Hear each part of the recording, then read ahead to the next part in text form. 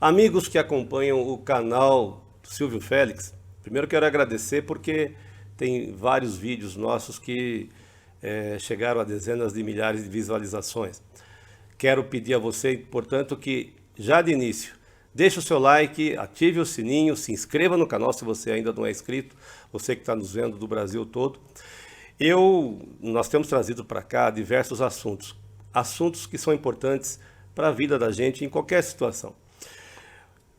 Hoje eu tenho a honra e a satisfação de falar com o Dr. Vanderlei Banhato. Dr. Vanderlei Banhato é um daqueles brasileiros que a gente tem que encher a boca para falar.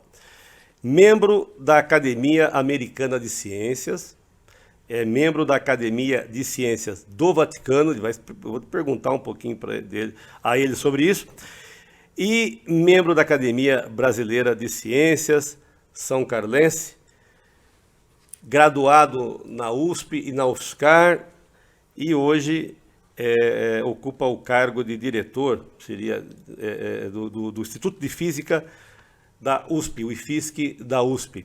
Doutor Vanderlei, muito obrigado pela sua entrevista, pela nossa conversa aqui. Eu que agradeço, né? E agradeço a oportunidade da gente poder conversar de temas relevantes, como você disse. Né? O que é relevante? É as coisas que fazem a nossa vida melhor, não é? E que nos ajudem a resolver os problemas. Então é um prazer estar aqui para a gente falar de temas que realmente ajudem as pessoas a resolverem os seus problemas, né? Que já são muitos. Doutor, e estamos aqui para isso. Eu dou muito valor à ciência. Eu dou muito valor a princípios morais, a princípios, aqueles antigos que às vezes um caboclo, às vezes um homem da roça, uma mulher que criou seus filhos, às vezes ela tem uma sabedoria muito grande. E sou fã também da ciência, daquelas pessoas que escolheram a ciência como profissão. Porque não é fácil estudar, não é fácil chegar a um posto de liderar pesquisadores como o senhor chegou. E participar da ciência brasileira e ciência mundial. São mentes, são pessoas que o Brasil deve valorizar. A gente ouve falar que tem cientistas jovens deixando o Brasil por salários melhores, por condições melhores, ou até por valorização cultural até. Porque a gente vê muita celebridade no Brasil, às vezes até do dia para a noite, mas a ciência e, de certa forma, as artes também, é difícil valorizar aquele que se debruça no estudo, na pesquisa, que passa noites e que aprende, que gosta de aprender. Então, pessoas como o senhor devem ser valorizadas e eu aqui nesse canal faço questão, estou honrado com a sua presença. Deixa eu perguntar, Academia de Ciência do Vaticano, mas no Vaticano a gente sabe que tem o Papa, que lidera a Igreja Católica no mundo, mas tem uma Academia de Ciências no Vaticano? Tem, e de fato a Academia de Ciência do Vaticano, que é chamada Academia Pontifícia, né? Ela é a mais velha do mundo, talvez ela seja a mãe das academias de ciência, porque ela começou em 1603, com Galileu Galilei. Então, o Galileu Galilei, que a gente aprende, sabe, do italiano, né, que era famoso cientista, ele começou as reuniões que deu origem à Academia do Vaticano. Agora, por que uma instituição como a Igreja Católica está interessada na ciência? Porque é o seguinte, primeiro que ela teve já conflitos com a ciência, mas ela sabe que a ciência deu ao homem melhorias que realmente não vieram de outro lugar. Né? Imagine o que seria da medicina, o que seria da produção industrial, o que seria do transporte urbano ou qualquer outro, se não fossem os avanços científicos. O que seria da comunicação se não fosse o avanço científico? Então, a igreja entende, ela sabe o quanto a ciência sempre contribuiu para o esclarecimento. Claro que é a única igreja que tem uma academia de ciência, mas começou há praticamente quase 400 anos, mais de 400 anos atrás. E a igreja está interessada em saber e ela está consciente que é a ciência que determina o progresso do homem. Né? A parte espiritual é muito importante, todo mundo sabe disso, não é verdade? Mas aquela parte que lida com a matéria torna as condições ao redor adequadas para a evolução espiritual. A Academia de Ciências do Vaticano, portanto, ela existe até para a própria Igreja Se basear. Ter referências de como seguir. Nós não podemos esquecer que, de primeiro, a humanidade acreditava que a Terra era o centro do tudo. E a ciência mostrou que não era bem assim. Quando ela mostrou que não era bem assim, ela começou a colocar parâmetros que nós devemos entender. Nós não somos o centro de tudo. Não. Há coisas importantes além de nós. Isso já foi heresia. Já mataram muita gente por causa disso. Mas hoje ela entende que se a Terra fosse o centro, então qualquer outra necessidade não faria sentido, porque aqui é o centro. E hoje nós sabemos o Sol, por exemplo, o quanto ele é importante para a própria vida na Terra. Então não faria, ele é mais importante do que a própria Terra. Claro. Ele é importante para a Terra e para os outros. O senhor quer dizer então que a Igreja Católica ela valoriza a ciência a ponto de ter uma academia para se basear, inclusive para tomar decisões. Sem dúvida, e ela está muito preocupada em ver o quanto que a ciência consegue diminuir determinadas situações de contraste que nós temos. Por exemplo, a Igreja Católica talvez seja a única igreja empenhada de fato com o que a humanidade está fazendo com a alteração climática. E ela mobiliza os cientistas da Academia do Vaticano, que hoje nós somos em torno de 60 membros, mais de 40 prêmio Nobel. São 60 membros no mundo. No mundo, que fazem Na verdade, ela pode ter até 80, mas... E o senhor é um desses 60. Eu sou um desses sortudos que foi escolhido. E a história da minha escolha é interessante. Eu recebi uma carta assinada pelo Papa Bento. Eu achei que era um anúncio. Aí à noite eu vi no Jornal Nacional que um brasileiro tinha sido escolhido para ter assento na Academia do Vaticano. Aí eu vi que era sério. Mas olha, o senhor está dizendo que a igreja se preocupa com a situação climática, ouvindo a academia, ouvindo os cientistas, ouvindo os especialistas no tema. Imagino que na questão da pandemia também a igreja tomou posições. Tomou muitas posições importantes. Nós temos que entender que normalmente a igreja, principalmente a católica, é um poder de mobilização enorme. Porque todo mundo se pega nessa nossa parte espiritual, não é? E o que a igreja diz, igrejas de um modo geral, tem uma repercussão fantástica. A partir do momento que a igreja valoriza a ciência, a sociedade começa a entender o quanto de fato a ciência tem valor para a sua existência. Algum outro brasileiro faz parte da Academia do Vaticano? Não, no momento não, né? Só o senhor. Aliás, o senhor mesmo disse que foi escolhido um brasileiro. Muito interessante essa história. Agora, eu queria lhe perguntar uma coisa. O Instituto de Física da USP de São Carlos é física. E eu lhe conheci para tratar sobre pesquisa contra o câncer, quando fomos fazer uma visita ao Instituto, eu com meu filho, o deputado Murilo Félix, e eu pensei que eu fosse encontrar médicos lá. Né? Aí eu encontro um físico. Aliás, o senhor é doutor em física, mas trabalhando com fotônica, que é o uso da luz, na verdade a biofotônica, né, que o senhor explicou, o senhor vai poder explicar melhor agora, mas o senhor é um físico. E como o senhor está envolvido numa pesquisa contra o câncer? Olha, a natureza, ela tem vários aspectos e tem os seus fundamentos. As leis que se aplicam à matéria são leis fundamentais, independente se eu estou lidando com matéria viva, matéria morta ou não, né? As leis que se aplicam no mundo atômico, vamos dizer, elas são válidas para qualquer coisa. E é aí que reside o aspecto fundamental para a gente mudar determinadas coisas, como é o caso de ir lá e promover que uma célula de câncer morra, que é o que a gente quer para eliminar um tumor.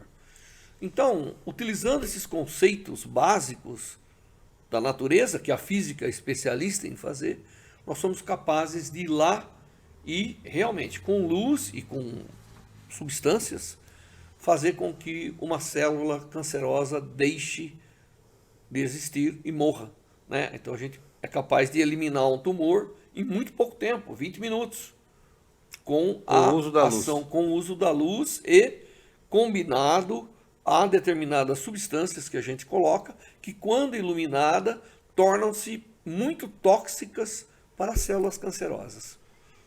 E isso é uma técnica relativamente nova, que está crescendo, continua crescendo muito, e nós sabemos que o câncer é um desses desafios que nós temos que enfrentar. Se a gente não morrer de nada, vai morrer de câncer. Então é algo para se preocupar, porque cada vez mais nós estamos vivendo mais longamente, né? A nossa idade média está aumentando, e as chances da gente desenvolver o câncer aumenta da mesma maneira. As pesquisas, então, são muito importantes. O senhor acha que o Brasil deveria investir mais em pesquisa? Sem dúvida. Se você não investe em pesquisa, você não avança o estado da arte do seu conhecimento. E não avançando o estado da arte do seu conhecimento, ou você fica para trás como ignorante, ou você é incapaz de agir com conhecimento em benefício da sociedade. Eu sou um físico que me considero com bastante responsabilidade social. Ou seja, eu tento usar o conhecimento que eu adquiro e que eu desenvolvo em benefício da sociedade. E o câncer é um desafio, assim como é o controle das infecções, que é uma linha grande que nós temos. Agora, nós não deixamos de estudar o átomo, a molécula, a luz, porque se a gente perder esse conhecimento básico, nós não teremos padrões, nós não teremos referências para utilizá-los em prol da vida. Quando a gente vê uma pessoa noticiar que tem câncer, quando alguém me fala que tem câncer, é uma notícia sempre muito difícil, não importa quem. A minha mãe morreu com câncer, quando eu soube que ela tinha câncer, eu tinha 16 anos de idade. Ela morreria 3 anos depois. Quando eu soube que o meu pai tinha câncer, ele tinha 60 anos de idade. Eu tenho 58 e meu pai morreria 2 anos depois. Então, o momento da notícia é sempre muito difícil, né? Aquela situação em que a pessoa já começa, ele entra numa situação de muita vulnerabilidade. É nessa hora que a gente pensa, mas será que ninguém descobriu a cura do câncer? Nós não temos a cura, nós temos técnicas que permitem, né? Em muitos casos eliminar, e aí você pode chamar de cura, e em alguns casos não funcionam muito bem. Você falou bem, né? Você perdeu os seus progenitores com câncer, né? E veja, toda família tem esse problema. E nós nunca soubemos tão bem quanto tratar o câncer. Nós estamos vivendo numa época que nós estamos privilegiados, com tecnologia, e inúmeras delas, que permitem tratar o câncer como nunca visto. Provavelmente seu pai não teria falecido hoje. A sua mãe teria sobrevivido. O grande problema, né, Silvio, é que nós nunca soubemos tão bem como tratar o câncer. Mas, paradoxalmente, essas técnicas nunca tiveram tão pouco disponível para a sociedade. Aqui existe um problema. A gente desenvolve técnicas que a própria sociedade não consegue o seu benefício. Não, mas por que, doutor? Porque é caro. Hoje em dia, para se tratar um câncer, você tem que ter recursos. E a ciência tem a responsabilidade de reverter esse quadro. Não basta apenas evoluir as técnicas para tratamento de câncer. É necessário torná-las acessível a toda a população. uma técnica é boa quando ela trata qualquer pessoa, independente da sua condição social. De forma igual todos os De forma brasileiros. igual. Isso não tem acontecido. Então, hoje nós estamos investindo muito para que a gente consiga ter técnicas cuja realidade econômica da técnica permite acomodar pessoas de qualquer classe social. Isso é uma grande coisa, porque não adianta toda vez que você tem um câncer, você pegar o avião e ir para o maior centro de tecnologia do mundo. Isso resolve o seu problema, não resolve o problema do câncer da humanidade ou da sociedade. Então, o nosso empenho como cientista, inclusive pago pela essa sociedade sofrida, é realmente trabalhar para desenvolver técnicas que não só são boas, como também são acessíveis. Isso não dá uma certa frustração, doutor? O senhor, um dos cientistas mais importantes do Brasil, um dos cientistas reconhecidos no mundo, pesquisa, trabalha e vê a dificuldade do resultado chegar à população. Não, certamente não é o que nós queremos. Mas é como você fazer qualquer coisa, né? Você tem que projetar e pensar antes de executar. E um dos elementos que a gente coloca hoje a técnica que a gente vai desenvolver tem que ter uma certa acessibilidade. Ela não pode ser proibitiva pelo seu custo. Claro que às vezes não dá certo, às vezes a gente termina com técnicas que são muito caras. Mas hoje, na nossa equação de desenvolvimento, está a preocupação de que nós temos que ter técnicas que sejam de grande acessibilidade. Falta interesse, doutor, ou de laboratórios, laboratórios, eu digo, do setor privado, ou falta interesse dos governos. Nós não estamos falando de política, mas é claro que as autoridades executivas, legislativas, precisam também se empenhar para que todo tipo de tratamento, de procedimento, de medicamento chegue a todos os brasileiros. Mas uma pesquisa, se ela é cara até por uma certa prioridade, porque tem coisas mais caras.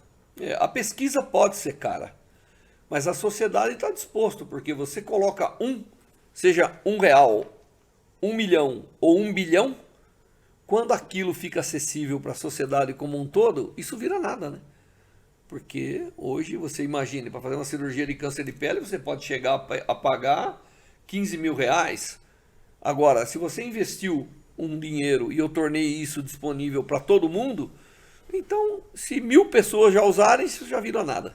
Doutor, nós tivemos a pandemia e em menos de um ano se descobriu uma vacina. E se vacinou em menos de 2 anos a maior parte do mundo 2 vezes. Isso. Isso é uma prova da capacidade do cientista, do modo de qualquer nação, né? do conjunto da ciência. Isso é uma prova da capacidade. Dúvida. E de que ela é acessível, de que ela pode ser. Ela pode e ela está a serviço da sociedade. Eu não acho que os líderes políticos estão, vamos dizer assim, desconhecem o valor da ciência. É que a gente vive numa sociedade que nós temos que socorrer, ao mesmo tempo incluir, não é? Ao mesmo tempo progredir. Não deve ser fácil. Eu não acho que é fácil para um líder político dizer assim, o que eu vou fazer, né? Eu vou preparar minha sociedade para que ela não precisa de toda essa sustentabilidade de benefício social, ou eu vou preparar eu vou ter que tentar aqui preparar de tal maneira que eu vou continuar provendo os benefícios que eu preciso dar. O que nós temos é uma sociedade que precisa ser melhorada em muitos aspectos. A própria sociedade é o elemento base, né? O recurso vem dela, não tem governo que fabrica dinheiro, né? O dinheiro vem. Então, ao mesmo tempo que a gente está preocupado em preparar a sociedade para que seja uma sociedade saudável, capaz de gerar riqueza, nós temos que estar preocupados em investir para mantê-la saudável e trabalhando. Ao mesmo tempo, nós temos que estar preocupados com dar uma boa educação para que ela não encontre refúgio naquelas atitudes que são viciosas, ou aquelas atitudes más, não é verdade? Sim. Então, é um balanço delicado que você tem. Mas não tem dúvida que a liderança política tem que investir no momento, na sociedade brasileira, e eu diria até no mundo, né? Sim. Mesmo os países ricos estão enfrentando problemas razoáveis com relação à saúde e educação. O cientista brasileiro, comparado com o cientista americano, o cientista japonês, chinês, coreano, enfim, israelense, como é que está a posição do cientista brasileiro? Eu não vou falar individualmente. Se eu falar para você que o cientista brasileiro é ruim, eu estou me condenando. Não, eu não quis dizer individualmente. Olha, o cientista, a ciência brasileira. A ciência não tem nacionalidade. Né? Os cientistas brasileiros são excepcionais, assim como são os outros. Acontece que o cientista sozinho não faz nada. Ele precisa ter infraestrutura para poder transformar a sua capacidade num benefício, para poder avançar o estado de entendimento das coisas e as aplicações que aquilo tem. Daí entra o estabelecimento de uma infraestrutura, o apoio à pesquisa, que aqui no Brasil não vamos dizer que é o melhor exemplo do mundo, né? A gente escuta aí dizer, a Coreia reverteu a sua situação investindo em ciência e educação. A gente escuta isso toda hora, em todo lugar. Mas nós não praticamos, né? Então, a gente quer o quê, né? Nós queremos ir para o lado da miséria ou queremos ir para o lado do bem-estar? E a gente vê pela imprensa, entrevistar alguém nos Estados Unidos sobre determinado invento. Vai ver, tem um brasileiro lá falando. Não tem dúvida. Vai em Londres, na Inglaterra, vai entrevistar lá numa universidade, tem um brasileiro lá que vai dar entrevista. O que está acontecendo? Por que esses brasileiros não estão no Brasil, com a sua cabeça pensante, produzindo, trabalhando no Brasil? Porque nós temos que ter uma infraestrutura capaz de acomodar todas essas pessoas, né? Um cientista decide fazer ciência, ele quer realmente se aventurar a cada dia para poder dar sua contribuição à ciência. Se ele não encontra caminhos e nem meios e nem recursos, ele vai embora. Tá certo? Eu costumo dizer que no mundo a gente encontra brasileiros que são garçom em lanchonete, mas encontra brasileiros que são CEO de grandes corporações, grandes empresas, assim como encontra brasileiros que estão no top de grandes instituições científicas e tecnológicas. Sem dúvida. Por que o câncer de pele é um das pesquisas que o senhor tem liderado no Instituto de Física? Bom, o câncer de pele, para nós aqui brasileiros, é um grande problema. Você tem mais de 200 de milhares, mais de 200 mil novos casos de câncer de pele não melanoma por ano diagnosticado no Brasil. Então você imagine, todo ano uma cidade como São Carlos ou como Limeira está desenvolvendo câncer de pele. Mais de 250 mil por ano. Por ano, basicamente, esse é o número. Entende? É claro que se você vê os dados oficiais, dá lá quase 200 mil, mas existe ali e essa pandemia? Caminhão que não... E durante a pandemia, que muita gente não procurou, não teve diagnóstico? A pandemia produziu ou nos colocou numa situação de isolamento e, portanto, esse volume de pessoas que desenvolveram tumor de pele ao longo desses 2 anos, nem todo mundo teve acessibilidade, nem todo mundo teve como ir, né? Principalmente porque o sistema de saúde falou, tem que tratar agora as doenças respiratórias que são impostas aí pelo Covid, né? Pela Covid. Então, nós temos aí um número acumulado de pessoas com câncer de pele grande que precisam ser tratados, precisam ser diagnosticados adequadamente, precisam ir para as técnicas que permitem. Então, eu já venho trabalhando nisso há muito tempo, que a técnica chamada terapia fotodinâmica, que a gente passa um creme, aguarda um momento, aquele creme penetra nas células cancerosas e quando eu ilumino, mata com uma eficiência de 95% os tumores. 95%. Hoje nós somos capazes de eliminar tumoração de pele não melanoma de pequeno tamanho, 95%. Mas isso, doutor, está Isso já está aprovado pela Anvisa, está disponível para a sociedade e agora nós estamos trabalhando para a introdução no Sistema Único de Saúde. Quer dizer que o SUS ainda não aplica isso. O SUS está considerando essa técnica porque ela é relativamente simples, ela é mais barata, né? E eu posso treinar os profissionais e ela não tem efeitos colaterais que determinados procedimentos têm. Essa pesquisa nasceu aqui em São Carlos. Essa é uma pesquisa que tem vários locais do mundo que fazem, Certo. mas nós somos pioneiros aqui e avançamos muito. Hoje, em câncer de pele, o nosso grupo de pesquisa foi quem mais fez essa tecnologia evoluir.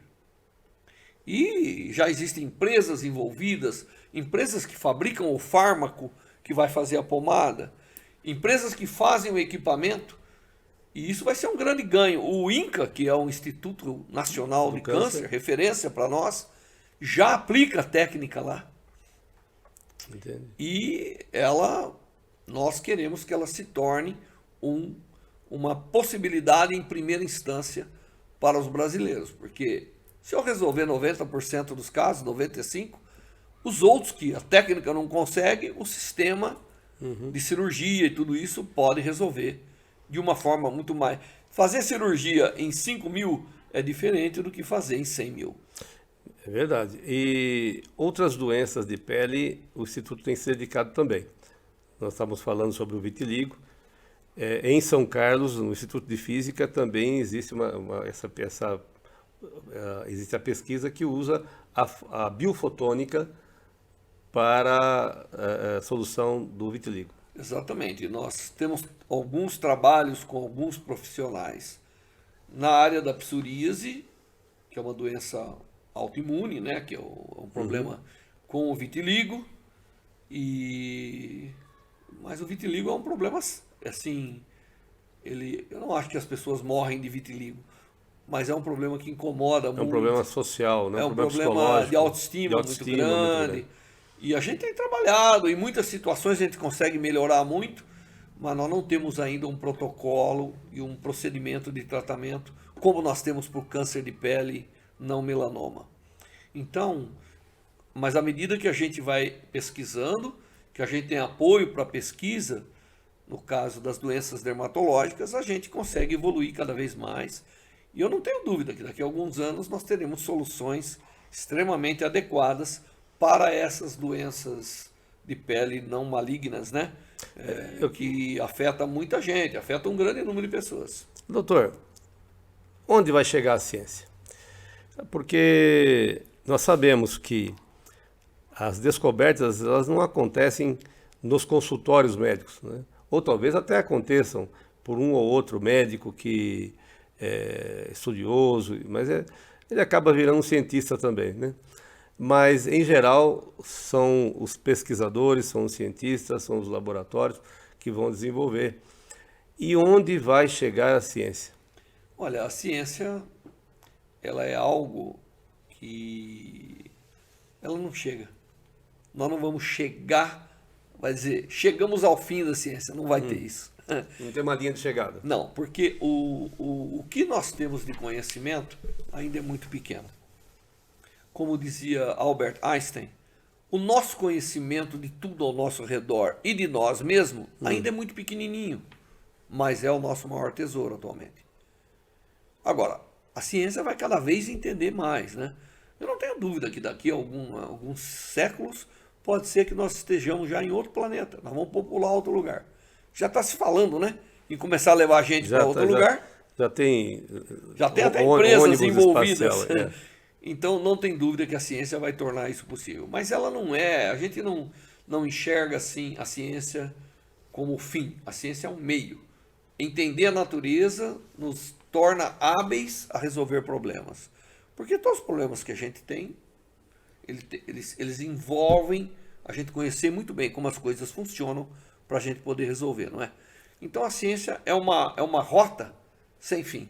É uma estrada que você vai andando e andando, mas não tem a faixa de chegada.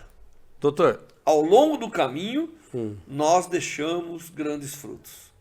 Então a ciência é um caminho onde as pessoas continuam essa caminhada e vão plantando ao redor, de tal maneira para que as pessoas que venham depois tenham ali um terreno fértil para se alimentar, para resolver os seus problemas. Então, você não pode tirar a ciência da sociedade hoje, Porque 99% de tudo que você usa envolve ciência.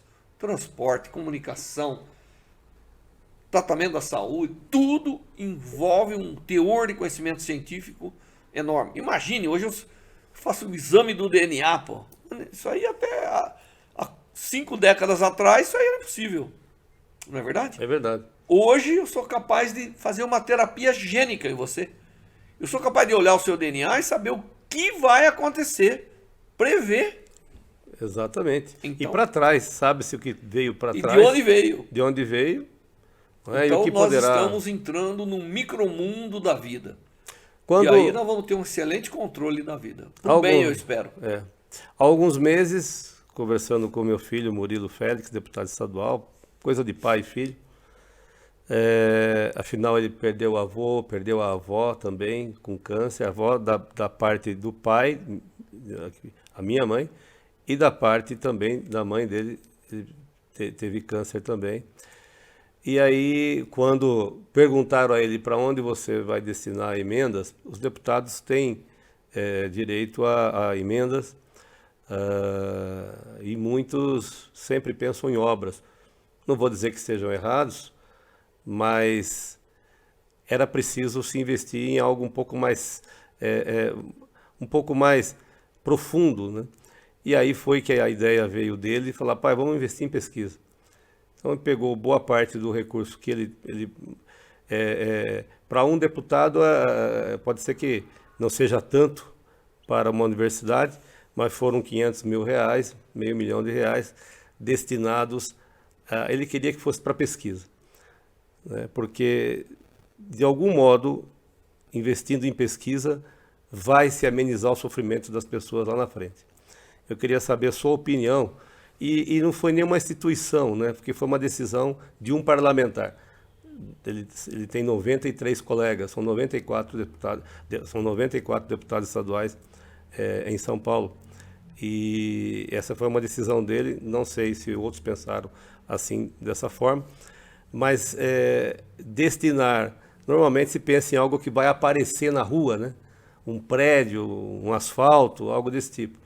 A decisão dele de colocar dinheiro em algo que não aparece agora, né? Talvez um dia, né? Uma coisa mais longa.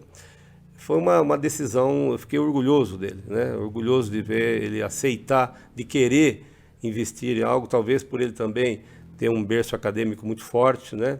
De ser sempre muito estudioso e gostar de conhecimento, talvez seja por isso. Mas na sua opinião, isso é importante? Primeiro que eu fiquei surpreso quando recebi vocês na Universidade de São Paulo, onde vocês vieram através de contatos com membros da equipe, mas interessados em ver como nós podemos contribuir, vocês, né? Eu fiquei realmente surpreso. Eu raramente recebi ali um político que veio e disse assim, olha, eu quero ajudar, isso aqui me parece ser algo grandioso. E, obviamente, na nossa conversa, a gente viu que nós temos que esclarecer as pessoas sobre um tema tão importante, que é o problema do melanoma. Né? Só para você ter uma ideia, né, Silvio? Os Estados Unidos escolheu o nosso grupo para contribuir com soluções do problema do melanoma lá nos Estados Unidos. Então, nós temos a obrigação de contribuir grandemente aqui no Brasil. Mas nós temos que começar esclarecendo a população. Então, na conversa com o Murilo, eu percebi que ele quer esclarecer e, obviamente, é uma semente para que a gente consiga levar adiante esse estudo de esclarecimento. Nós temos ambulatório aqui em São Carlos e nós temos 100 centros espalhados pelo Brasil tratando câncer. E a hora que ele viu, ele falou, não, eu quero contribuir para que isso chegue um benefício social. Essa é uma obra, nem toda obra é feita de concreto. Concorda? Sim. Nem toda obra é feita de concreto. Exatamente. Às vezes as grandes obras não são de materiais, né? Exatamente. Elas são de finalidade de promover uma melhoria de vida de várias formas. Então, aplicar um recurso para que a gente possa disponibilizar para a sociedade aquilo que nós já temos consagrado e aprovado pelas autoridades da saúde. E esclarecer o problema do melanoma, que é um uma tumoração de pele que as pessoas têm que estar atentas, Sim, não é? é verdade. E É silencioso. Silencioso, e montar essa plataforma que vai ajudar a própria população. Então, eu achei fantástico e não tem dúvida que nós vamos fazer um excelente trabalho, vamos conseguir esclarecer a população, que é importante, vamos disponibilizar para eles uma grandeza social, né? A gente tem que estar preocupado com a fome, com o agasalho, nós não podemos desprezar isso, mas nós não podemos desprezar esses aspectos da doença. Nós não, como eu te disse, com esse recurso nós vamos provar que pode estar disponível para toda a sociedade, independente da sua classe social.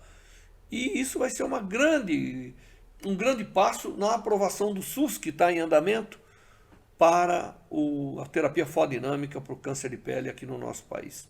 Ou seja, vai chegar para a população, Vai chegar para aquela pessoa que teve um câncer de pele nessa situação e que poderá fazer parte dessa estatística, 95% de cura, como o senhor disse. Exato. Não, nós já estamos aí. Nós queremos agora aplicar e disponibilizar para mais gente. Nós temos um ambulatório aqui em São Carlos, você sabe, né? As instituições de saúde estão passando por dificuldade. É verdade. A gente poder ir lá e alavancar isso é fundamental, né? Então, não é dinheiro público colocado para uma propaganda, um benefício próprio. Eu duvido que dos quase 1.000 pacientes que nós vamos tratar com esses recursos, muitos vão saber o nome do seu filho. Mas eu vi que ele não se importou com isso. Não é verdade? Então, é verdade. Veja, é uma obra grandiosa sem concreto. É verdade. Entendeu? Uma obra que eu não sei qual é o valor de tratar 1.000 tumores de pele. Certamente, eu não sei nem se eu consigo dar um valor, o quanto isso vale comparado com uma ponte ou com uma rua pavimentada. Eu não estou dizendo que não temos que fazer ruas pavimentadas ou pontes, claro que temos. Mas não podemos esquecer, deixar as pessoas em condição de saúde adequada. Tá certo? A vida e a saúde ainda são as coisas mais importantes. No direito a gente costuma dizer que a vida é o bem mais importante. Ela é um bem. Exato. O bem mais importante. Então, a saúde é fundamental para esse bem importante. Tá? Então, eu lhe agradeço muito isso e lhe pergunto, nesses anos todos, quantos deputados foram lá lhe procurar e lhe falar, olha, da minha emenda eu vou mandar 500 mil aqui para esse trabalho? Muito poucos. eu acho que, eu sempre acho que, assim, eu sou uma pessoa que, eu não defendo partidos políticos, eu defendo pessoas, eu defendo políticos. Não importa de que partido a pessoa esteja, se ela tem a correta atitude, né? Para nós é um grande ganho. E receber lá o Murilo e discutir e ver que ele ficou interessado em levar, inclusive os livros que a gente escreve sobre os problemas da saúde da população, foi um momento importante para a gente. E não tenha dúvida, viu, Silvio, que esse dinheiro, em termos de benefício social, ele vai ter um recorde, tá certo? O custo-benefício dele será extremamente favorável para o benefício. Doutor, eu acho são duas coisas importantes. Atendeu essas 1.000 pessoas, as pessoas que serão beneficiadas. Uma coisa importante, valorizou os doutorandos, os pesquisadores, jovens cientistas que nós conhecemos lá. Foi através de uma jovem que está fazendo curso de doutorado, uma doutoranda lá, Letícia. Foi através dela que nós chegamos até o Instituto. E então valorizar essas pessoas que se dedicam ao conhecimento. E por último, foi um exercício para nós, né? Eu como pai, vendo o meu filho entrar no ambiente acadêmico, falar sobre assuntos que importam, porque normalmente na política se fala na maior parte do tempo de coisas que não têm o menor valor. Eu falo isso não é com desprestígio a nenhuma pessoa em especial. é que muitas vezes na vida a gente faz isso mesmo, naturalmente. Não só na política. A gente muitas vezes fala de coisas que não têm grande importância. E na política se fala muito de coisas que não têm grande importância. Mas aí quando você visita um ambiente onde se está pesquisando para se salvar vidas, para se diminuir o sofrimento, onde tem jovens que podiam estar desistindo de coisas, porque é um esforço grande. Aprender é um esforço. Para se aprender é necessário que se queira aprender, que se goste de aprender. Né? Igual um atleta. Ser atleta não é fácil. Treinar 8 horas por dia, 6 horas por dia, anos a fim para uma competição, às vezes cada 2 anos, 4 anos. E nem todos têm sucesso, assim também é o cientista. Então, aquele ambiente em que nós fomos nos enriqueceu, nos tornou pessoas melhores. O meu filho, ele é deputado. Ir até lá tornou ele um deputado melhor, um político melhor. Então... Não tem dúvida. A gente costuma dizer o seguinte: atos bons tornam-se virtudes.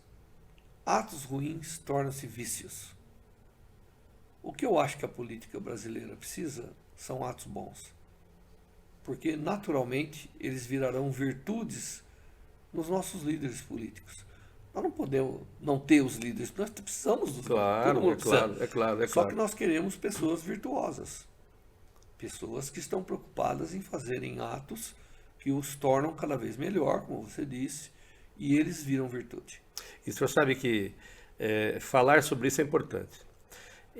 Na minha opinião, era bom que as redes sociais começassem a admirar as pessoas que investem na estrutura da sociedade, né? na ciência, na arte, mas na base da arte. Quando, é claro que a arte popular é importante, é claro, mas os músicos que estudam 10 anos música, para ele dominar não só a técnica, mas a arte da música, a literatura. Então, a ciência, assim como as artes, dependem, vão se contar a história desses que dedicaram as suas vidas mesmo, né? Então, deveria se divulgar isso, deveriam ser celebridades.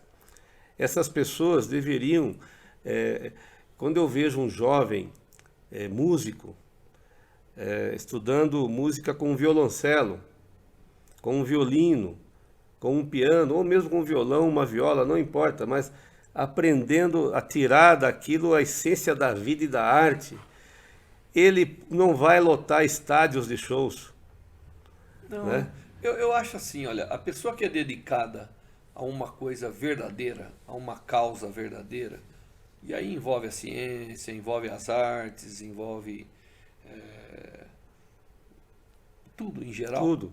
As pessoas que se dedicam a isso, aos fatos verdadeiros, eles são comprometidos com a verdade. Eles não estão perdidos no contexto. Não estão perdendo. Então, quem está perdendo é assim, o problema não é tornar um músico herói. O problema é não tornar os artistas perdedores, fracassados.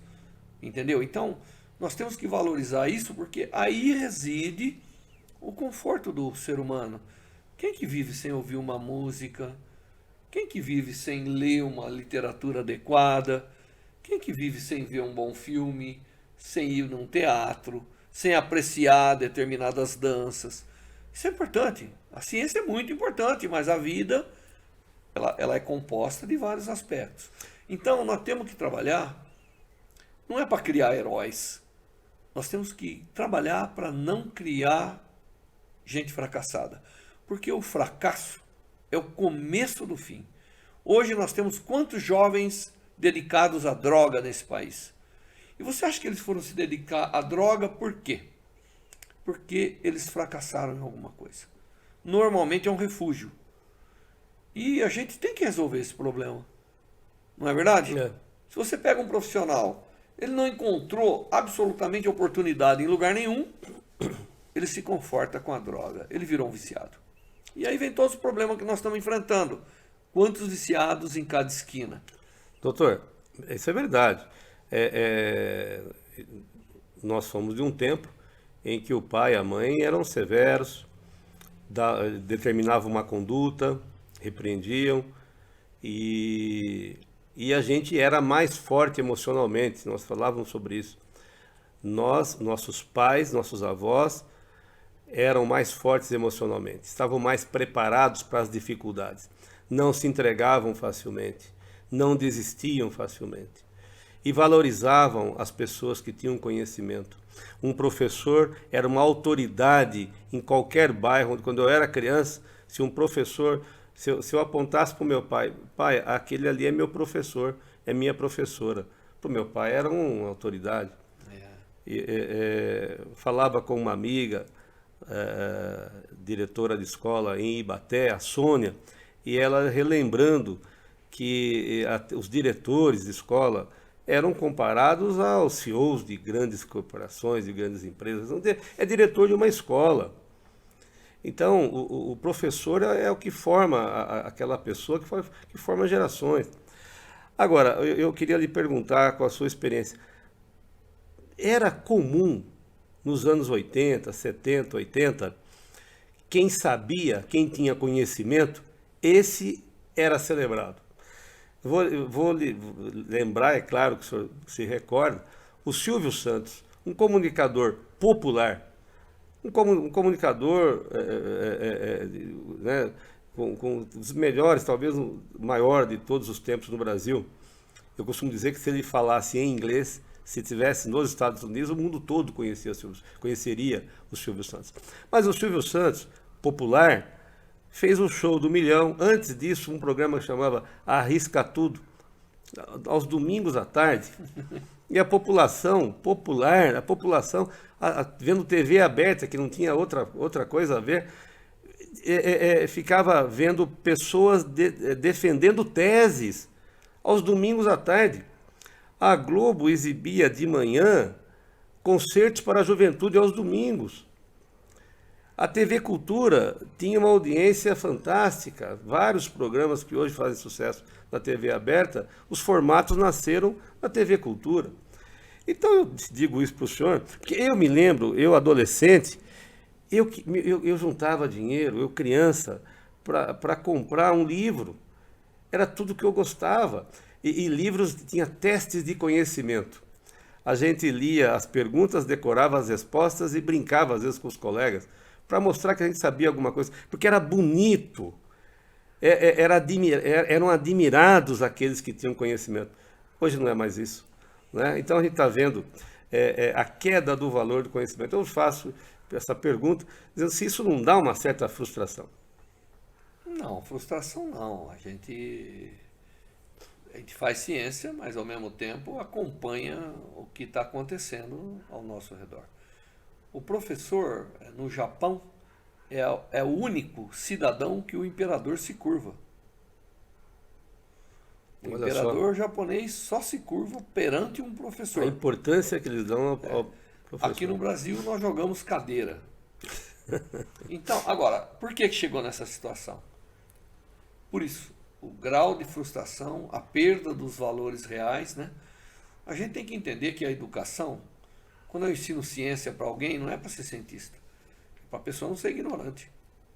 Quando alguém vai frequentar a escola, não é porque eu não vou conseguir um emprego sem escola, é porque você com escola tem discernimento, né? Não ser analfabeto lhe dá a possibilidade de acompanhar um mundo em comunicação, um mundo... Eu fico pensando, às vezes, um analfabeto, como que ele vai usar um celular, como que ele vai usar um banco hoje? É impossível. Então as pessoas, nós temos que sim fazer um trabalho de conscientizar isso. E dar valor ao professor, óbvio, né? O professor forma quem vai ser.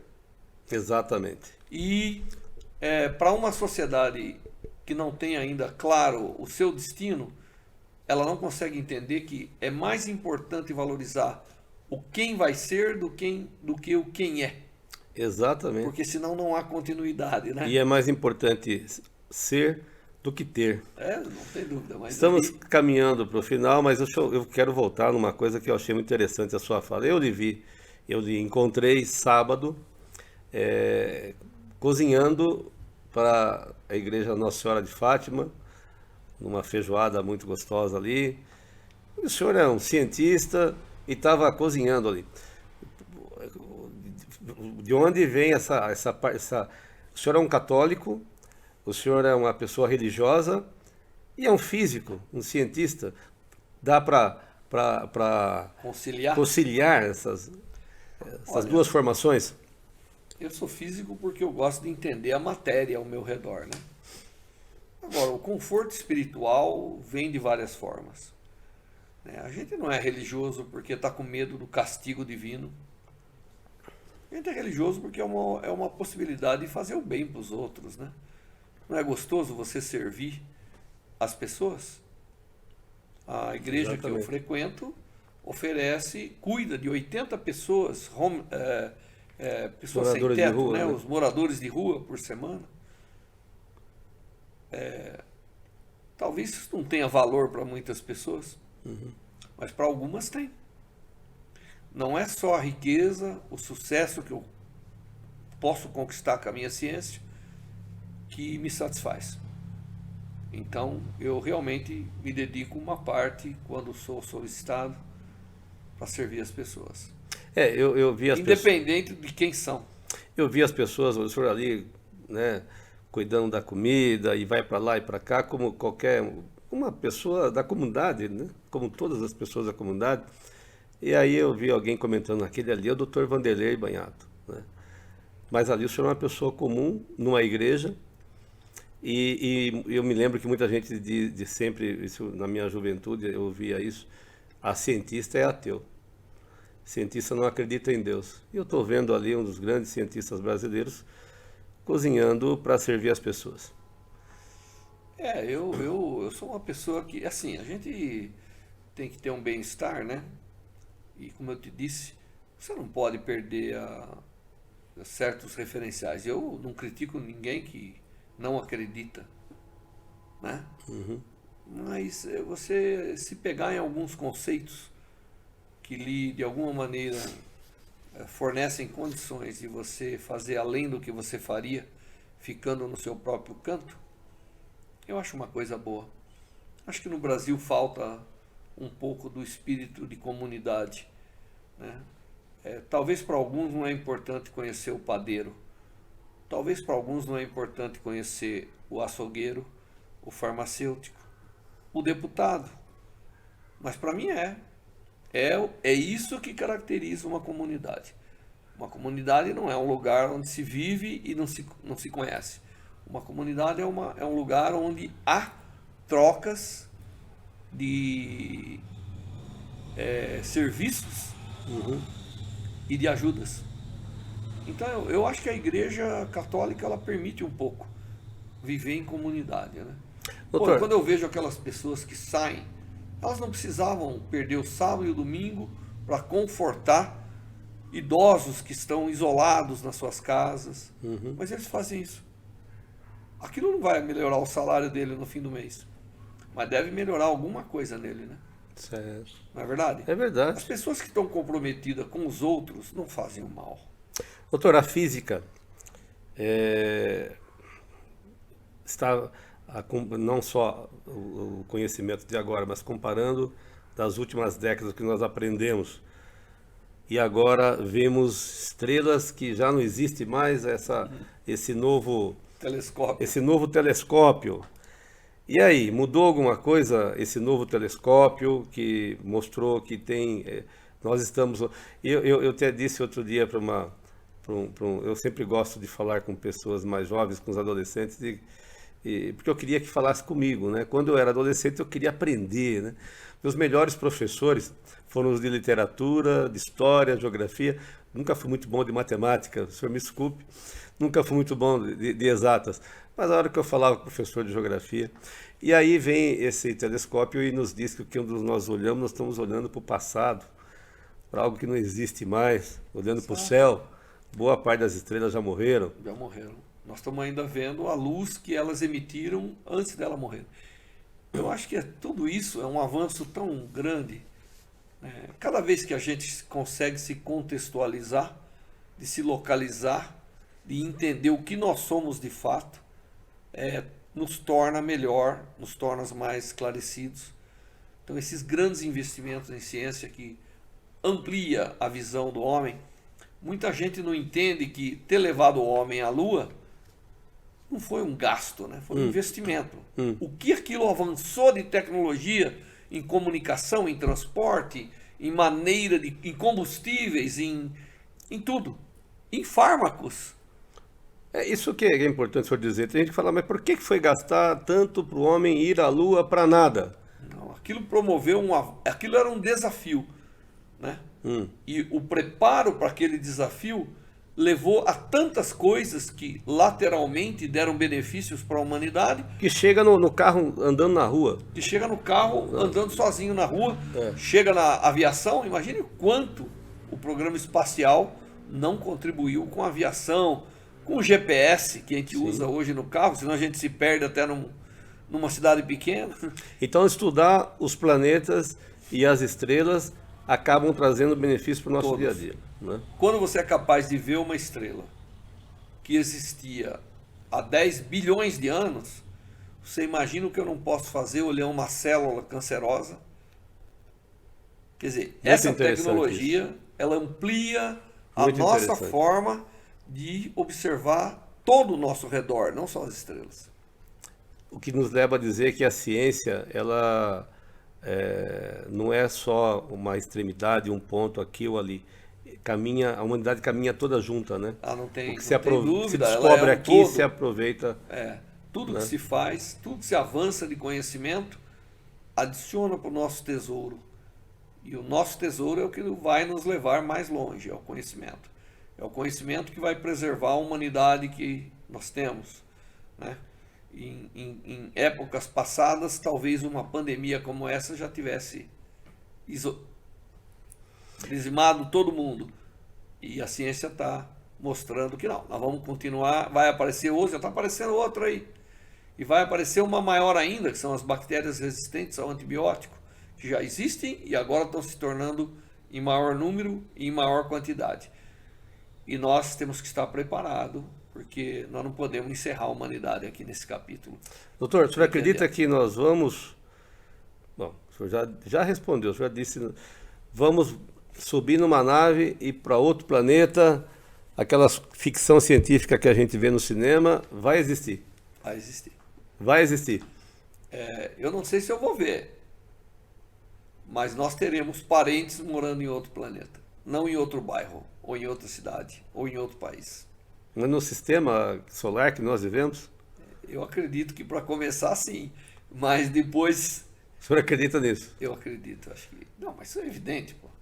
Não há dúvida. Doutor, mas então, e a Terra plana? Não, a Terra não é plana. A Terra não é plana. É um equívoco.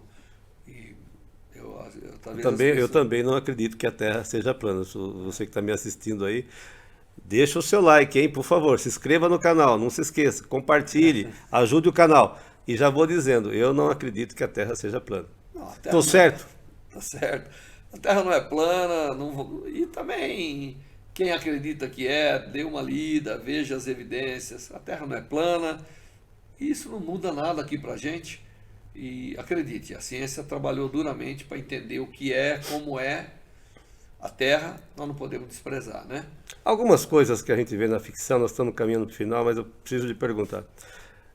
Viajar para um outro planeta, morar em outro planeta, o senhor já está dizendo que vai acontecer. A invisibilidade um dia poderá acontecer da matéria? Sim, já existem técnicas científicas que permitem você tornar um objeto invisível. Inclusive, já está sendo usado até para aeronaves, aviões, para não serem vistos, etc. E o transporte, o teletransporte de matéria? Esse vai demorar um pouco mais, né? Eu acho que desfazer a vida para mandar ela de forma como energia não é difícil. O difícil é refazer do outro lado. E nós temos que aprender a fazer isso. Isso vai demorar mais. Mas também não é algo que a ciência mostrou que é proibitivo. Né? Só que nós não estamos preparados para fazer. Mas nós vamos aprender a fazer coisas que nós vamos ficar arrepiados no futuro. Quando o senhor assiste um filme de história, da Idade Média, os vikings, né? Antes da Idade Média, os vikings, né? O senhor como cientista, quando assiste isso, o senhor imagine se um conhecimento que nós temos hoje chegasse ali. Isso já lhe ocorreu?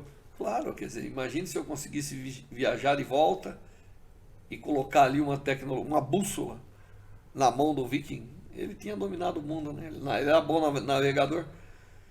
Mas é assim, quer dizer, teve que passar por toda essa história para chegar nas nossas mãos o conhecimento e a tecnologia que nós temos hoje. Então nós não podemos interromper essa estrada, como eu falei. Nós temos que continuar. Porque alguém daqui 500 anos vai estar assistindo essa matéria e vai falar, puxa, se eu tivesse lá, eu teria colocado essa tecnologia que faria um negócio diferente. Como o senhor disse, na ciência não tem linha de chegada. Não tem linha de chegada. Doutor, muito obrigado. Obrigado a você que assistiu. Repetindo, deixe o seu like, ative o sininho para receber novos vídeos, compartilhe, se inscreva no canal. O que nós queremos fazer aqui é lhe divertir, mas também lhe transmitir conhecimento, colaborar com a vida. Dr. Vanderlei Banhato, muito obrigado por o senhor ter vindo até nós e conceder esses momentos de tanta sabedoria. Não, eu que agradeço a oportunidade de conversar e imaginar que essa conversa nossa vai poder ser ouvida por tanta gente, né? E será. Muito obrigado, doutor. Eu que agradeço.